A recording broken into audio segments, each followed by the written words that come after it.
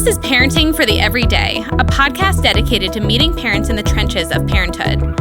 We explore how our faith fits into our parenting. With the help of our guests, we are seeking practical tips on how the gospel can speak into our day-to-day parenting. From the easy stuff to the hard stuff, we want to talk about it all. This is Parenting for the Everyday. I'm Holly Dyke-Andrew. And I'm Becca Alvarez. And today we are talking about bullying. This is actually the final part of our 3-part series on mental health to kick off this new year. Bullying is a huge topic. It's so common. The CDC states that 1 in 5 high schoolers report being bullied, and more than 1 in 6 high schoolers report being bullied online. So, I mean, the statistics are pretty big. So, joining us today, we have, of course, my co-host Becca, who actually has a big background in mental health as a, I always get it wrong, licensed independent social worker. Good job. You Is nailed that right? it. Yep, okay, you did good great. job. And then we've got our executive producer, Sarah Coons, who's also our kids director here at CCC, and so works a lot with kids and family. And then we're also joined by Jen Hoffman, who is also a licensed counselor. So, Jen, I'll let you take a minute to introduce yourself since our listeners aren't familiar with you. Okay, thank you. Thank you for having me today. Yeah, welcome. So I am a licensed professional counselor, and my background is in marriage and family therapy. So this is sort of my jam, but I have 3 kiddos. We have 2 boys and a girl ranging from 13 to 7. We're in private school and public school, so we're running the whole All spectrum. Yeah, I love that. Let's just start with defining bullying, because if I'm being honest, I think I hear that term all the time. Yeah. Like, my kid is being bullied. Right. Are they? Are they not? Like, what does that mean? Right. I think bullying is something that is habitual. It's something that you're going to see over and over again. It can be insulting, threatening someone that's weaker or smaller.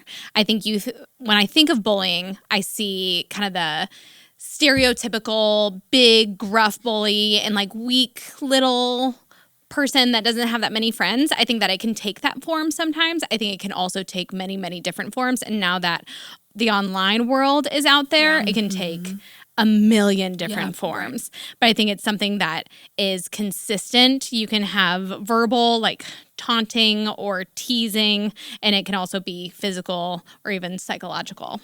Okay. Yeah. Where does it come from, and what does it do to a child? Maybe we can unpack that a little bit of what makes a bully. Maybe that first, and then the second part of then what are the implications or the effects it has on a kid. I think we've become really reactive as a culture. I think that we have access to all these different ways of life online. And so there's more to sort of dissect and try to understand, which is developmentally normal at that age. I have 2 thoughts in my mind because I'm also on the page where like it's not being modeled at home, like healthy communication and assertive That's important. skills are another part of it. So I think you combine this reactivity, whether it's out of defensiveness or out of fear, and the combination is just explosive. Yeah, for sure. Yeah. I mean, I am not a licensed counselor, but I think what I've just observed, in kids, it just feels like it comes from a place of a lot of insecurity. Yeah.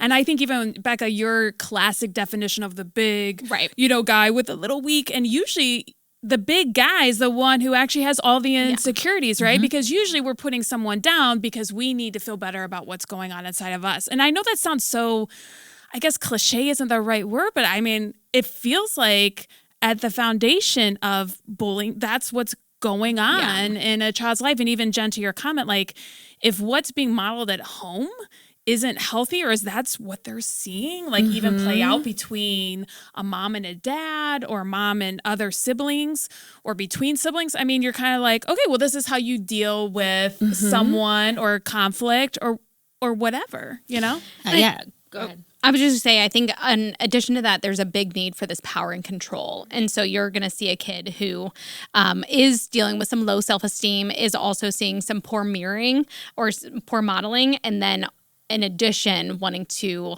overpower and control situations. And a lot of times that will manifest itself with someone who is of weaker status or maybe physically weaker, whatever that looks like. Yeah, I was just gonna kind of emphasize what Jen said with not just in like the modeling, but even the idea of being taught how to communicate, process those absolutely, feelings. right. What are you feeling? Yeah. How do you respond to those feelings? Like a lack of that, I think, contributes, to all of that as well. And then what it does to a child, I think we really want to spend a minute on, because when bullying takes place, it's often in this adolescence period where you're so insecure. There's so much happening in your body. You've got hormones, you've got new schools, you've got new pressures and extracurriculars. You have all of this different stuff. And I think what bullying does is it can create this wound in you, in your adolescence and your childhood, that will remain there even into adulthood. I was talking to my dad about this episode and about all the different things in bullying. And we were explaining that bullying is a different type of pain. There's pain that you feel and pain that hurts, but there's also pain that alters. And bullying is a pain that will alter you. It will change the way you view yourself. It'll change the way you view the world. It'll change the way that you react to everyone and everything. And it's a lot of the reason that you see kids that have been bullied react in such huge ways in some of the different school tragedies that we've seen, because bullying is so extreme and can impact so deeply. They've done research on the brain that emotional pain is registered in our brain in the same way as physical pain. And so the old saying, like, sticks and stones will break my bones, but words will never hurt me, is false. Right. The rejection actually does cause us the same kind of response as physical pain. The trauma. Yeah. Would you guys agree, though, it's adolescence, right, is where you see bullying, but I feel like it starts younger and younger now. Yes. And I don't know if, I know we're going to get into technology later, but like I feel like kids have access to so much stuff that maybe they shouldn't. And so they're seeing behaviors even outside their home. It's being modeled through shows. I don't know. It's just something like, but would you agree? It definitely seems like I'm laughing because I just came from a place where I saw a kid be mean to my child who's only 2. And what's their name? I know, right? That muscle in my parenting, it has not been exercised. And so I very quickly was like, I'm going to defend. Like, I'm going to have to hit a kid. Which is not the appropriate response. That's not the appropriate response.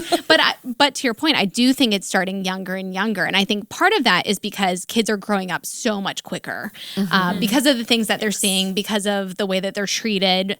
And so you're seeing kids learn behaviors that they might have learned at 8 or 10 that now they're learning at 4 and 6, and then displaying that to the 2-year-olds, to the youngers, who then are picking up on that behavior, and then they do it to the young, so it's kind of a chain reaction. So I'm honestly asking this question because I'm curious, but I think in the culture that we live in, especially like American, it's like survival of the fittest, right? It's like you have to basically dominate or whatever. Toughen up. Toughen up, like do all this stuff. So like, are we on some level teaching our kids some of this through like this idea of being the best, and as kids they don't have the emotional maturity or discernment to understand, well, that doesn't mean like physically hurting someone to get my way or emotionally intimidating them to get my way. It's just about being the best, and whatever I need to do to be the best is permissible. I don't know. Well, there's got to be something to that, contributes because to that. outside of the gospel being your identity, or your identity being rooted in like who Christ made you to be, you're like, I've got to succeed. The only way that I have value, the only way I have worth is to be the toughest, the best, the one that has the most attention. And when we're thinking about how much younger now, like kids are playing sports or specializing in stuff. I mean, we're actually encouraging that, right? As parents, to like be the best and do this stuff. So like, almost, does that somehow get discombobulated like in their heads? I don't know. I guess I'm thinking out loud. I don't know. It's funny because I was thinking about this topic and thinking about when Jesus said to turn the other cheek. And I feel like that in response to our reactivity, I think there are a lot of times that he would be like, nope, let this one slide. You got to let this one slide. But you're right. I think it's seen as strong when you can defend yourself or speak up, right? That's viewed as strength in our culture. You're the dominating. Yeah. So okay, so obviously Becca, Zeke isn't being bullied, right? No, it was like a Yes. no, but I think that's relevant because that's No, what it we're is. talking It about. Yes, It's it this happens. habitual We We thing. need to But understand. and even we joked around where we're like, oh, she's gonna knock someone out. Okay, the real question. So if your child is being bullied, you know, as a parent, like that was just a one-time thing and Right. it got her all, you know, heated up. If your child is being bullied, like what do you do? How do you teach your child to walk through this? How do you build resilience? When do you step in? You know, when is it like we got to let the kids work it out? Because I think in today's, we've got extremes in today's. We've got people who are like, I'm stepping in right now. Like, okay, we got to, like, your child has to learn how to articulate some things. And then we've got parents that are maybe stepping in too late where some of this damage that we're talking about is already kind of too far gone. So yeah, talk through that. I was actually so happy that I had that experience right before coming here because prior to that, I mean, my kids too. There's not a whole lot going on with bullying in my life, but even just quickly seeing like the emotional pain on his face for a split second was so painful to me. And that was such an interesting thing because that doesn't change my answer today, but it had me think through it because when you're not experiencing something, it's pretty easy to be like, parents, don't step in. Yeah. It's not your battle to fight. But when you see it, like it really feels like it is your battle to fight because you want to protect your kids and protect them from hurt and pain so much. But I would say one of the first things is just not personalizing the bullying. So you as a parent, you can't take that on for your child and try to take the pain for them. I think that it's easy to want to overreact. Like we joked about me overreacting. I do also want to emphasize again, I did not hit a child and I would not hit a child. But I think you can overreact as a parent and you can joke with that, but you can also actually do it. And that often doesn't help a situation. I think that you can pry too much. You can try to take things into your own hands, but really trying to have the discipline to step back and think of what can I do in this situation to give my child the best opportunity to find healthiness in here. And that often doesn't look like you going up and threatening a kid or trying to bubble wrap the situation. You're not going to be able to. Definitely taking advantage of school relationships with teachers, with administrators, getting help, depending on how severe the situation is, really trying to get other team members with you. And also knowing, I would say when you step in is if there's danger or hurting happening. Yeah. Because then you have to step in at that point. Yeah. Okay. I agree. Yeah. I think you made this comment, Becca, earlier about just this being a wound, right? Yeah. And I was reading this article, and I'll quote it, says, why bullying is so hard and challenging it is that it assaults the most important but more mysterious aspect of what it means to be human, our soul. It erodes a child's belief in a loving God as well as his or her sense of dignity, value, and worth. All gifts from God and in whose image we are made. And I think as a parent, and especially as the kids director at our church, I feel like, wow, one of my main responsibilities as a parent is to continue to affirm my child's worth and dignity being in the image of God, and not that discounts like the harmful effects of bullying. But at least as a parent, I can continue to tell my children what this person is doing is not true, is not right, is wrong. Like you are value and have so much value and worth because of who God made you to be. It's so outside of anything, like even your successes or accomplishments, like nothing of that adds to your value. And so I think that's why bullying is so damaging, because of what it does to our child's self-worth and their value, their soul. So I think as a parent, and even like I said, as the kids director, like that's where I would want to place a lot of emphasis and really know, because I can not control that in my kid's life, but I can definitely speak into my child's life with that. Yeah. With that, Sarah, that's such a good point. I would also challenge parents to make sure that you're being truthful with them. I think that it's easy. I should be careful using that word. I could see it being something that you would want to do is to, like, if someone's bullying my kid and saying like, oh, you're so bad at soccer, and maybe my kid's really not that great at soccer, and I tell him like, no, you're the best player on the team, you are the best in the world, like that's not helping my child at that point, because I'm no longer telling him the truth. So I think that building them up and pouring into them, but making sure that you are truthful in that too. That's a good point. A better response for my kid at that point would be like, that really hurts that he says that, but you, like Sarah said, you are made in God's image. God made you this way and this way, as opposed to kind of pouring in this false identity for him, because that's not going to set him up for success. Apart. Right. Yeah. Right. Yeah. Then it's just confusing. Yeah, I think along with it too is being a good listener and knowing that you don't have to have all of the answers. So I think in learning to communicate this with them, that we can ask really good questions, and then, like, you know, in counseling we use active listening, where you repeat back what you heard the person say to you. So just in that way also affirming, like, this is your experience, am I hearing this correctly? And then they can say, yeah, that's how it feels. And then they hear it out of your mouth. And Holly, to your questions, like, when do we know when to step in?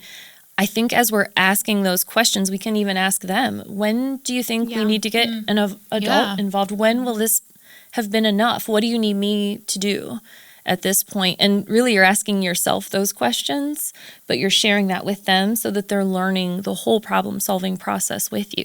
I love that, because that's equipping them for things way beyond this. Of like, okay, when do we need someone to stick in or to step in? Let's talk about how we actually feel. What do we see? Like, that's great. And I think, Jen, too, I think that you can help your child make a plan. So if this happens again tomorrow, let's talk through how we will respond, what you will do, and kind of help them make a plan, because that's also going to give them grounding and make them feel like they have a pseudo control of the situation, because they know exactly what is my response when this person comes to me and this happens again.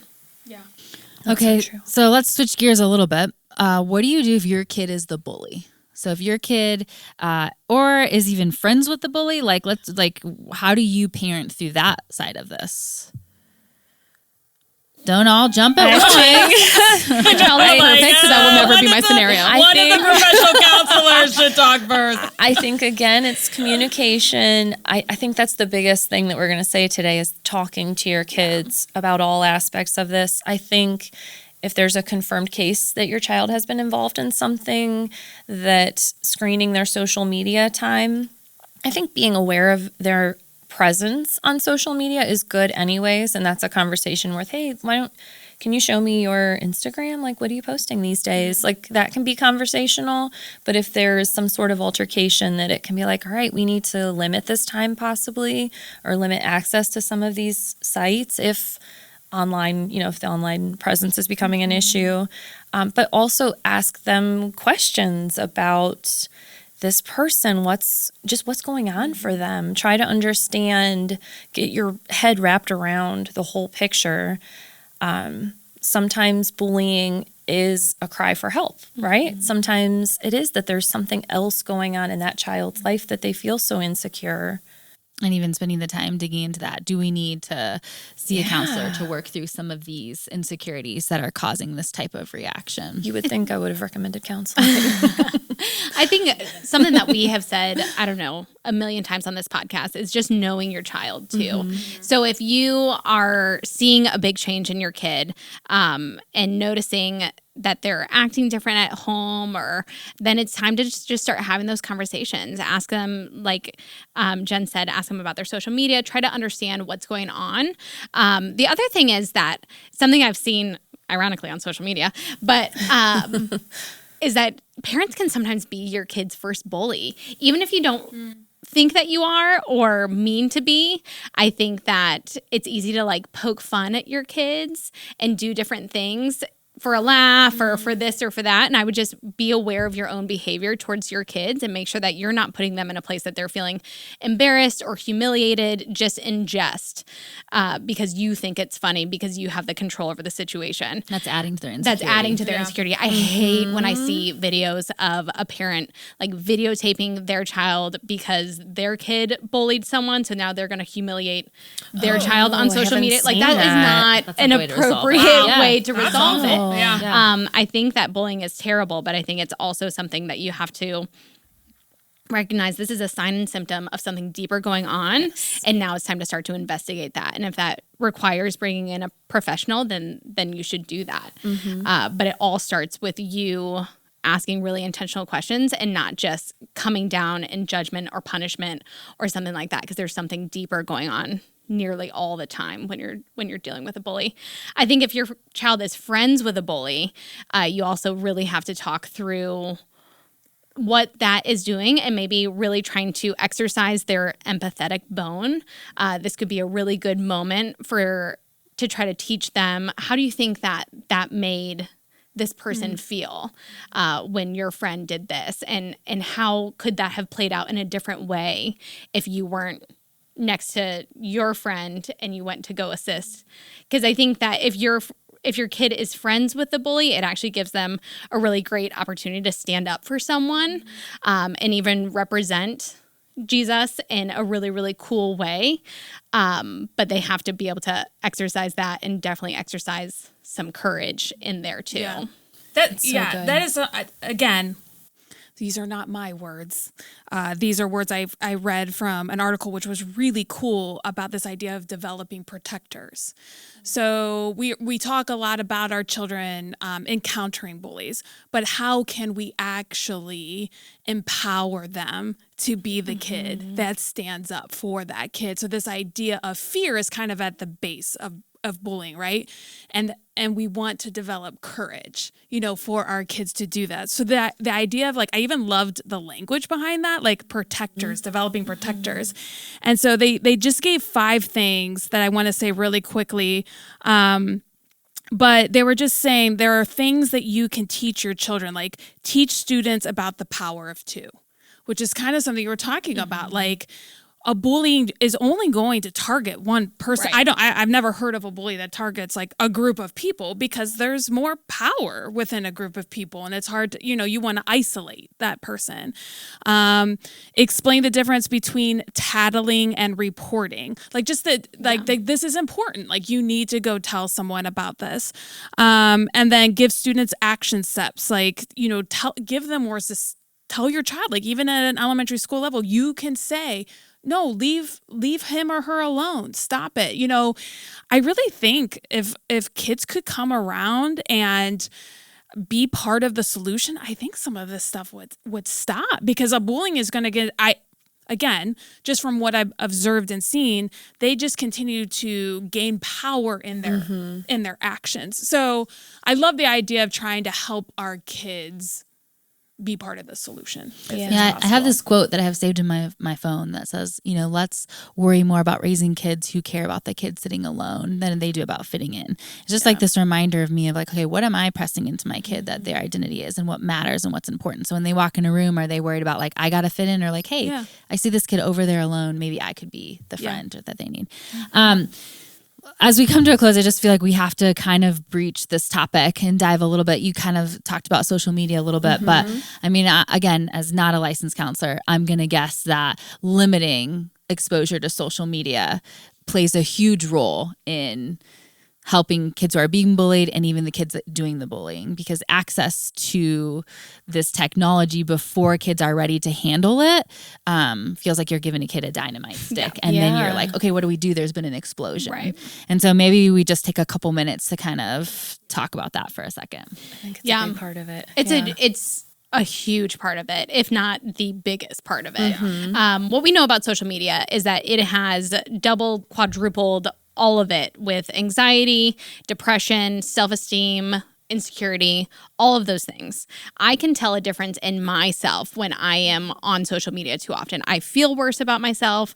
I'm treating people worse. I'm doing all of that. And I'm an adult, I'm up there. And so you think I have a relative amount of emotional competency and intelligence and security and all of that. Let's divide that into a 13-year-old who already has just insecurity that's just happening. It's just occurring. And then they're constantly watching people who have it all together, who have a better life, who are prettier, who are evaluating everything, who look like they're prettier. Right. Yes. Thank you for that clarification. Looks like they have a better life. So the message is it's not reality. That's the whole thing. But the message is that our kids are taking in is you're not good enough. You'll probably never be good enough, and it would be better if you could then project your insecurity on someone else. So you've got to have a leveling up. Based on what you're viewing, you have to make someone else feel worse so that you feel better because you're feeling terrible and the messages that you're taking in are just consistently horrible. So if you have a kid that is on social media all the time, that's what they're seeing most of the time, and that's how they're feeling. And then you're going to see that reaction towards the other people in their life, whether it's their siblings, whether it's their friends, whether it's another kid at school who is also feeling real bad about themselves. That is how a bully is created. And then we've just multiplied that by every kid who's watching social media. Yeah, it's consistently reported. The longer parents can wait to expose their kids to social media, the better. I've heard the idea that, waiting until they're maybe like 16 or 17 so that they're exposed to it before they go off, if they're going to go off to school. Yeah. That makes a lot of sense. But yeah, it's the comparison trap. And I also think it's like this silent thing going on, right? Like, it's like a car that goes by. If people are screaming at each other, you can't hear them. So for you, it's just a nice, quiet ride, but you don't know what's going on in that car. Our kids are looking at their phones. They're in this world where they're maybe on blast, right? Things are being said, but it's silent. They're just reading it and taking it in, and we have no idea as we're going on about our days. So I think technology is huge. But I will say I've in a couple different trainings and podcasts and just trying to learn more about this as a parent, I think there are some really encouraging things that we can do with technology. So, for example, we haven't talked about this. It's not really the same thing, but like first shooter games, right? A lot of our boys play games where there's that kind of violence. And the advice was to teach them empathy. I love that you said that because that was exactly the thing. Ask them questions. What would that feel like to actually do that? And what would it be like? Do you think it would hurt if you were that other person? So again, like talking to them about it, right? Getting to understand and personalize the experience. That was one piece of advice. And then another one that I loved was to fit that time into their day. Like, yes, you want to look at your phone or play games, and I want that for you. I get that you want downtime, but what do you need to do first, right? Like, are you moving your body? Are you eating healthy food? Are you resting enough? Getting your schoolwork done? Because if we have a balanced kid, that's going to promote them not falling into this insecurity trap, right? The more we strengthen them and help them to be balanced, the more they can go out and do all these things we're talking about. I think something that social media has done and has really harmed our kids is that before social media, kids would go to school, they'd be surrounded by it, but they'd come home. And at home, they could just be at home. Right? They have a break. Yes. That's not the case anymore, right? You come home, you're just continuing to be inundated. So I do have older kids, so I have experienced this. And I will say, Matt and I were very conservative with our kids, even when they first got phones, and really putting a ton of boundaries and parameters on that. But social media was a big one. And with our firstborn sons, who are now 21, we waited until they were seniors in high school when they were 18, and we let them have it. And I will say, just from personal experience, I know it can be different, but that I'm glad we waited. I will say that. And so my daughter, she got it a little earlier, 17. Not 18. You're wild. I know. But part of that is you just got to understand the emotional maturity that our kids lack. Right. Like, they don't have the mental, emotional, spiritual maturity to really deal with some of the stuff that goes on. And even at that age, it was still really difficult. And it's interesting that I have a 13-year-old, almost 14-year-old who has never asked me for social media, has no desire for it because she already is experiencing enough drama in school, and over group text messaging. I'm like, this is great. I think we never want to regret doing something with our kids that we wish we could take back. Because once you pull that trigger, it's really hard to try to move back, take it away and move back. And the great thing is I have a son now who made the choice to get off social media completely. Because it just wasn't good for him, and he did finally have the, mental, emotional, spiritual maturity to make that decision. So, I do think you guys, all of what you said was great, and totally, those are just some practical. And if you have a child that is on social media already, I would just put some limits on it. Put some limits, put some boundaries, do some different things so that they're not, until they can get to a place that they have their own self-discipline to be able to turn it off when they need to. I would just be that boundary for them. Yeah. I feel like there's so much more we could say on this topic, on a couple of different topics in that, but that's all the time that we have. So I just want to thank you, Jen, for being here with us, for helping us to start to dissect this topic. And this wraps up our mental health series for the year. So tune in next time.